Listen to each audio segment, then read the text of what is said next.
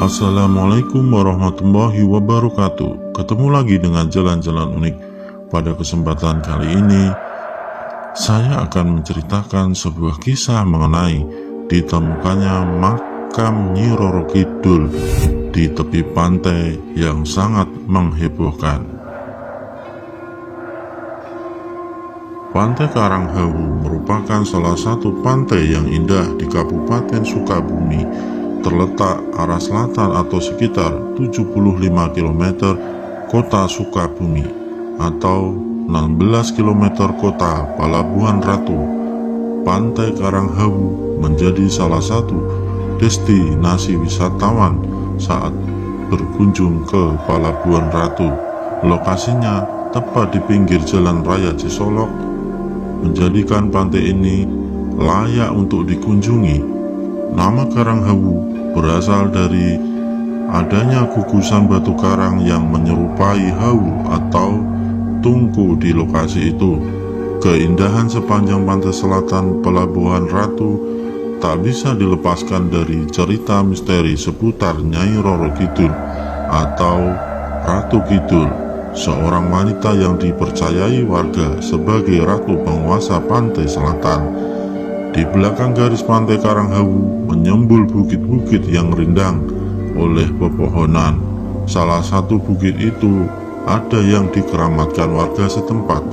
Di lokasi ini terdapat komplek makam. Satu di antaranya dipercaya sebagai makam atau petilasan Nyai Roro Kidul.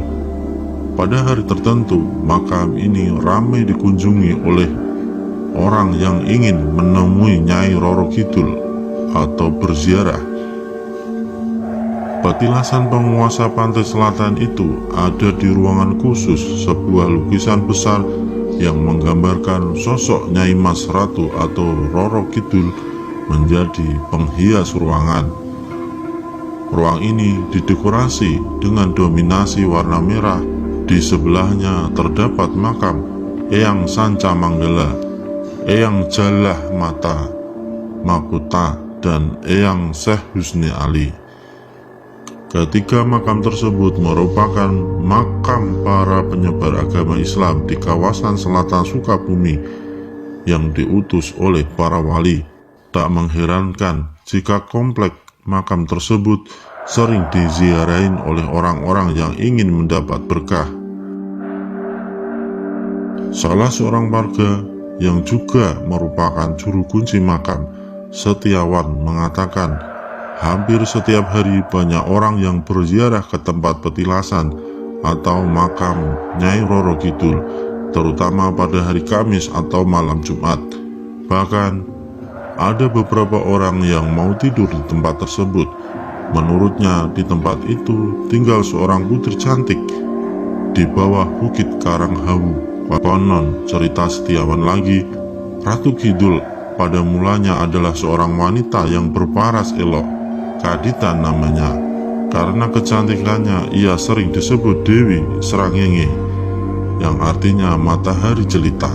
Kadita adalah putri Raja Munding Wangi. Walaupun Kadika sangat elok wajahnya, Raja tetap berduka karena tidak mempunyai putra mahkota yang dapat disiapkan. Baru setelah Raja memperistrikan Dewi Mutiara, lahirlah seorang anak lelaki. Akan tetapi begitu mendapatkan perhatian lebih, Dewi Mutiara mulai mengajukan tuntutan-tuntutan, antara lain memastikan anaknya lelaki akan menggantikan tahta dan Dewi Kadita harus diusir dari istana. Permintaan pertama diluluskan, tetapi untuk mengusir Kadita, Raja Munding Wangi tidak bersedia ceritanya lagi. Hari esoknya di pagi buta, Mutiara memanggil seorang tukang sihir, si Jahil namanya. Mutiara memerintahkan si Jahil untuk menggunakan Dewi Kadita. Bikin tubuhnya berkudis dan berkurap. Kalau berhasil, besar hadiah untuk kamu, katanya.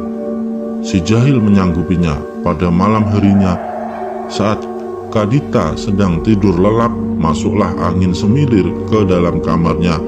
Angin itu berbau busuk, mirip bau bangkai. Ketika Kadita terbangun, ia menjerit, seluruh tubuhnya penuh dengan kudis, bernanah, dan sangat berbau tidak enak. Raja Munding Wangi mendengar berita musibah yang diderita putrinya itu pada pagi harinya.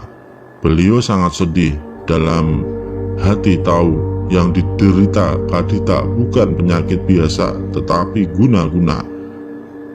Raja juga sudah menduga sangat mungkin Mutiara yang melakukan itu.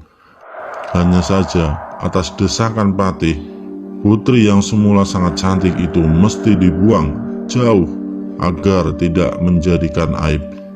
Maka berangkatlah Kadita seorang diri bagaikan pengemis yang diusir dari rumah orang kaya. Hatinya remuk redam, air matanya berlinangan. Siang dan malam ia berjalan, dan sudah 7 hari 7 malam waktu ditempuhnya, hingga akhirnya ia tiba di pantai laut selatan. Kemudian berdiri memandang luasnya lautan, ia bagaikan mendengar suara memanggil agar ia menceburkan diri ke dalam laut. Tatkala ia mengikuti panggilan itu, begitu contoh maka tersentuh air. Tubuhnya pulih kembali, jadilah ia wanita cantik seperti sedia kala. Tak hanya itu, ia segera menguasai seluruh lautan dan isinya, dan mendirikan kerajaan yang megah, kokoh, indah, dan berwibawa. Dialah kini yang disebut Ratu Laut Selatan atau Nyai Roro Kidul, Terang Setiawan. Sementara mengenai Karanghawu sendiri, dapat dikisahkan batuan keras yang berbentuk lempengan yang menjorok ke laut merupakan terumbu karang yang telah mati dan mengeras. Konon batu yang menjorok ke laut itu merupakan singgasana Ratu Laut Selatan, Nyai Roro Kidul, ujarnya. Karanghawu dikenal sebagai tempat bermukim Nyi Roro Kidul. Di tengah pekat malam, banyak peziarah datang dan mandi suci di tepi batu karang. Bahkan mandi pun dilakukan menjelang sore. Ada di antara peziarah yang mengambil air laut dari cerukan karang yang berbentuk hawu. Di sanalah barokah akan didapatkan. Wallahu alam. Itulah cerita mengenai ditemukannya makam Nyi Roro Kidul di tepi pantai Karanghawu. Jika kalian suka dengan video ini, silahkan Anda subscribe dan tekan tombol loncengnya. Terima kasih.